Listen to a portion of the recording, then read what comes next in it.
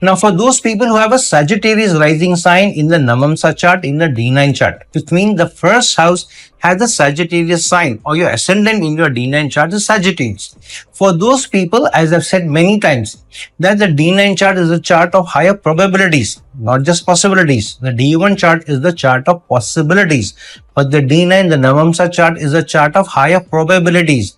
The higher probability of an event happening or coming by, a result coming by.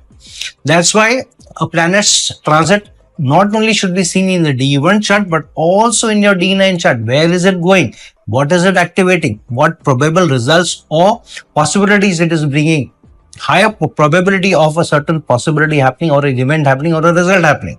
Now, based on where Saturn is placed in your natal chart, in what dignity it is, connect that with Saturn's dignity or transit into the Pisces sign. So, for example, if Saturn is placed in your second house in your natal chart, now going into the fourth house, so money getting connected with the fourth house, or domestic life, conveniences, that connection will happen.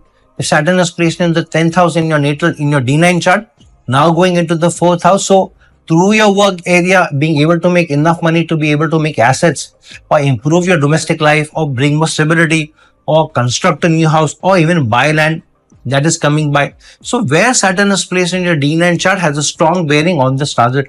Secondly, Saturn's rulership. Saturn rules the second house of income, and now going into the fourth house, so that will also be activated. Income getting connected with home. So some of you may start making more money out of property, or you renting out the property, or once you move into a new property, through that your work becoming suddenly better, your work getting enhancement, your work getting growth, your work getting stable results or stability, because of which earning coming out.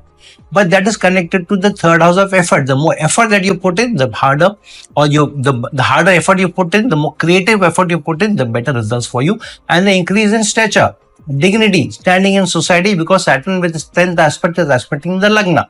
But because Rahu is placed in the third house, the Multigona sign of Saturn, and Rahu co-rules Aquarius along with Saturn. So the hunger and greed to be able to get more results through your effort will also be coming by.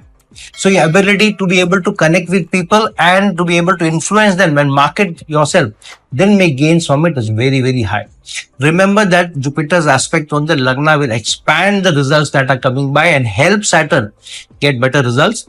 We will talk more about it when we talk about Jupiter's transit into Gemini, and Ketu also aspecting that, which means some transformation Saturn will surely be allowed by Ketu, but some transformation, some change will not be allowed by Ketu if you don't seem to deserve it, and if you have not learned from your experiences, because Ketu is there. And lastly, please be able to see connection of Saturn in the D1 chart and then connected with Saturn's placement in the D9 chart, because without connecting a planet's placement in the D1 chart and then in the D9 chart, it will not be a complete analysis. I have already taught you many times how to see the connection of a planet between D1 and D9 chart. So use that learning and then be able to see Saturn's transit into the 4,000 Pisces sign for the Sagittarius rising sign people in the Navamsa and the D9 chart.